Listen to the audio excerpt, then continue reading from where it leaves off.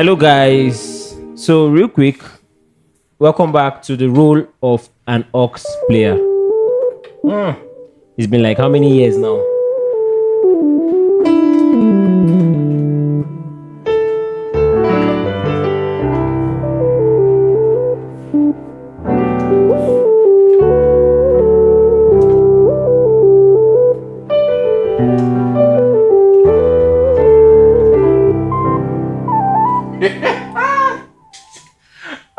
Welcome guys to the role of an aux player. I'm telling you. It's been a while, it's been ages, but we're back. Yes, we are yes, back. yes. We are back. So, in this lesson, real quick, we're going to be teaching you how to work with two boards. Yeah. Now, we've been talking about one board since we have new economy.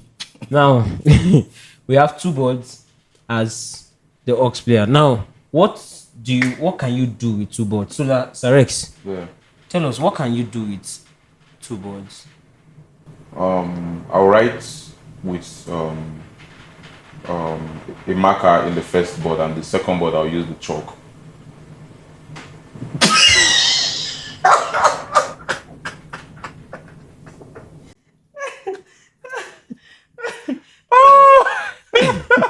Okay, God, I beg.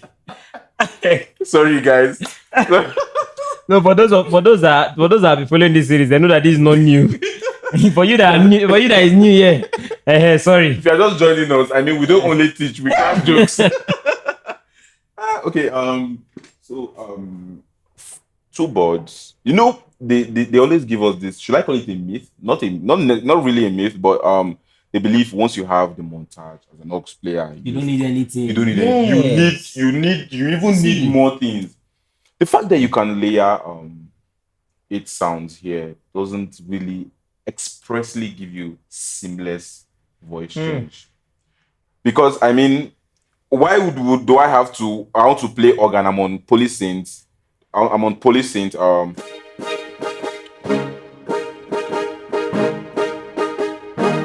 I want to do an organ run. I have to switch. No. So I have a synth here. So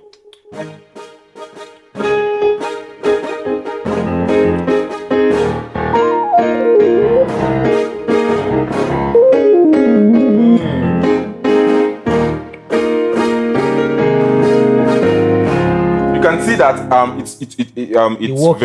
the work is seamless. And let's assume I'm playing. Let's assume this is another board I have. You know, aux players could have 6 to 8 boards. People think is you're trying to show. No, you're not trying to show. You're trying to make your work seamless. I mean, if you're an aux player, professional aux player, like you're a professional piano player and you are to play the aux in a gig, yeah, and they ask for your riders, don't be scared to give them a lot of boards. Give them boards you're familiar with. Oh. Very well. Before you use well. 3 hours to set, your set is finished. Power. Your set is finished. They are done with your set and Yes, you're you're setting. What kind of setup is that? So, okay, I have something.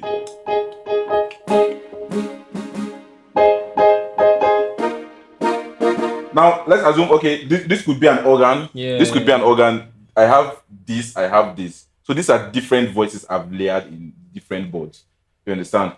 So, now, the basic thing is, know what works for you. Know how seamless your hands can be, because there's some people that can put the polysynth here and the synth here because their right hand, their right hand, and they can easily run their whatever skill. And it's even good to learn skills with your right hand. I mean, For real, yeah. I've seen a few gigs where the organ is here and the guy just does bam, and then it's down here like so those type of things, you should know your strength and your weakness as well. It's not like, okay, because you can't run your skill on your left hand means you are a terrible piano player. Does not mean you're a terrible piano player, but you can actually work on it. It's possible. Yeah. So you could start from the basic. Work on it and increase your pay. Yes, go increase your pay, of course. I mean, if they see you do it on your Instagram or your YouTube, they'll be like, oh boy, this guy is going expensive. You understand? One name.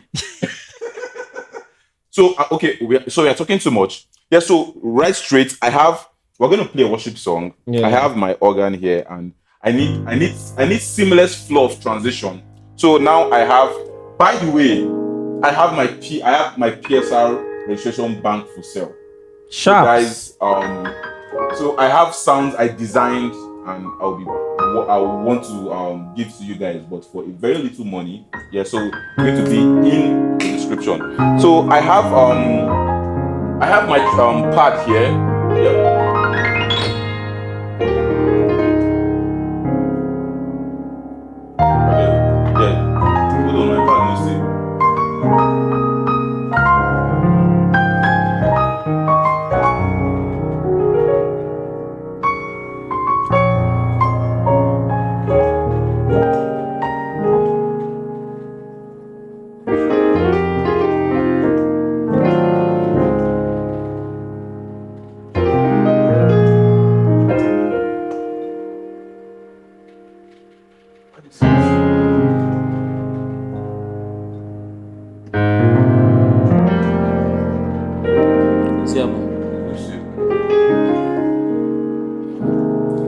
So I have my transition here. So I'm going to use this as a transition so you can hear it. So I have more like shimmer pads. Yeah, you understand. So these are pads on just a little tweaking and all. Yeah. So these are pads I carefully crafted and designed on the PSR. Yeah. So what song can we play, sir? So let's play.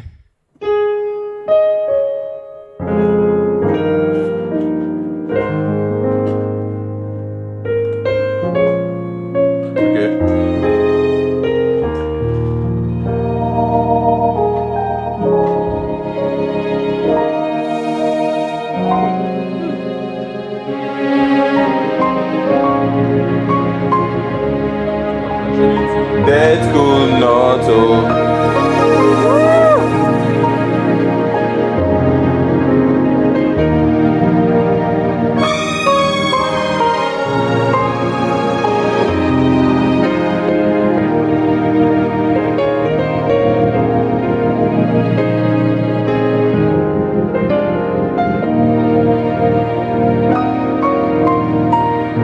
we're ending now.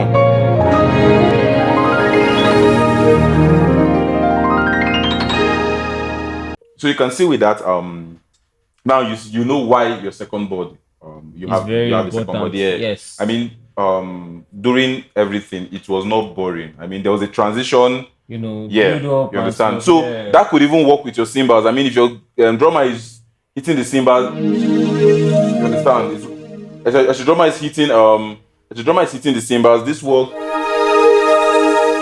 there's like a little build up. You understand, to the next phase. So that is number one. And number two, you could actually have your polysynth or whatever you could use to accompany whatever you're playing here. Yeah. If you have 2 boards, if you have 4 boards, you know that okay, yes, your main player is solid. Like your main player is solid. Your main player should be solid. You will suffer. For real. Your main For real. So your main player. So I mean, I saw a video of C-Dub and Philip Festa, and Philip Festa was on piano, E piano, and a little of polysynth, but his piano was very solid. That C-Dub was majorly doing organ runs. And it is just it was just glued. So your main player has to be solid for you to be able to maximize yes, and find expression through all of those 4 or 6 boards. So that's it. So what do you any question? I think there's a lot more in trying to explore these boards. Yeah. And basically I would say that to make your work very easy, make sure you see your shimmer part, which is that riser part. Yeah. You see your synth, you see your orchestra hits. Make sure they are at the top boards. Yes, make sure they are at the top. Don't keep your organ on the top board. Your organ is one of your major bass instruments as an aux player. Your organ, your polysynths, right? Your what other stuff again? Your pads. Yeah, your pad. Yes, it should be like, when you have your downboard, this should be like your basic downboard. Yeah. Things that you can just come in and go out should be your top boards. your synths, especially most especially most synths that I've seen, if you're having a layer, 2 layer, I'm talking about 2 layers now, not more than, yes, keep it on your top board. You can do it on your down board, Yeah. but like It's, have it more yeah. on your top board to help you find expression while playing. And I think one of the reasons why I can always talk about two boards, at least two boards, is because now, like what you said, I've handled recordings. If I've played recordings where I had to switch and switch in and switch out. Yeah. Bro. It was stressful. How do you, in fact, sometimes one sound gets into one sound. Now, for the mix engineer, might really want, most mix engineers I know might want it to be segmented. Like if you are playing organ on this board, play organ on that organ. board. Yeah, that's true. If you are playing polysynth on another board, it should just be there. Yeah. Switching it is a problem. Except maybe you are in a performance, like it's not really a recording. Yeah, just play now. Yeah. That was different. So that thing has always been a very big conflict. So you have registers. Yes, you have registers. You have about 8 registers. On the montage, you have close to, is it 30 or 12? I don't know, but I know montage register is so large. Actually, yeah, maybe I've never even explored this montage. The montage register is so large, so you can actually. The thing is, you have to be familiar with the boards you play. Actually, you have to be familiar. I know many of us don't have access. A lot of us only have access to the PSI. Even with this PSI, you can do a lot with this PSI. We're definitely going to do. I think our next lesson would be like rule of aux player particularly would be using on this PSR. And because, to be very honest, a lot of churches buy this PSR as aux pianist, and a lot of you have come to my dear sir, my excess I get to for I no get montage. I said okay, yeah, no problem. That was the reason I started videos on PSR, because I mean it helped a lot of people. So we're going to be doing videos on PSR, like voices you can use and how to design them as well. Yeah, and so I think I want to say one more thing before we end this lesson. And this is one of the problems we have in music. A lot of people want to see, they don't want to listen. That's why I get to say this thing, that this knowledge we say is even greater than the knowledge we play. Yes. It's greater than the things you see we play. The things you hear, the things you hear people say is out of experience, is out of knowledge, is out of a bank of wisdom that is there. It's not just I can limit my play and you will think that's all I have.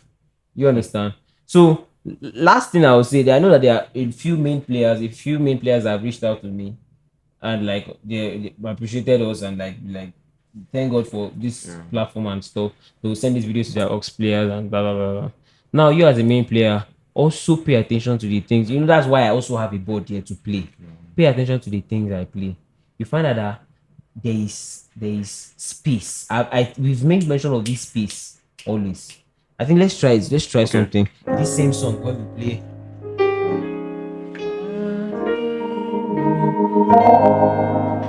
Space.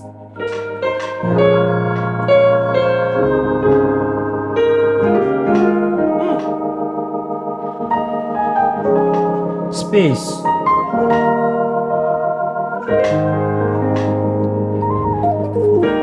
You can see now the aux player is coming in, just fixing in things.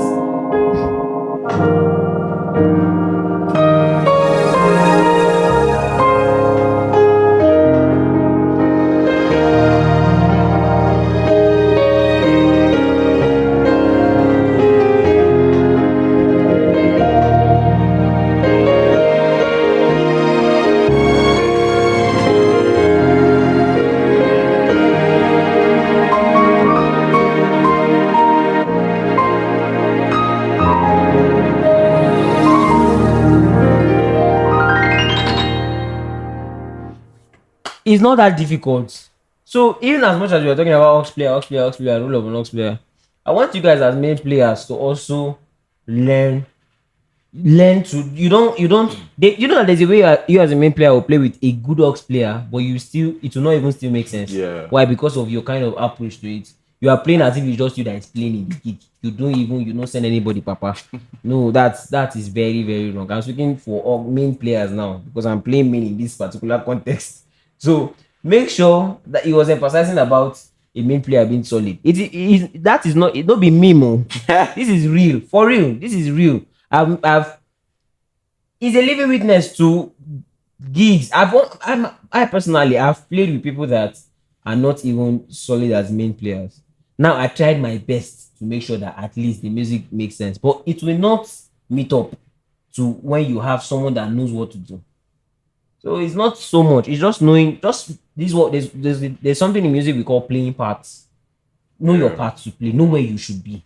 You should not. You just know where you should be. That's all I can say. So I think in the next lesson we'll have to talk about how to and like we said, he's working on a very amazing stuff. Registering sound bank. A lot of you guys have issues with selecting sound, and this is why we have sound designers. This is why we have people like him in our lives to make this work easy. So you don't have to sit down, and all you just need to do is what? Put in the flash drive at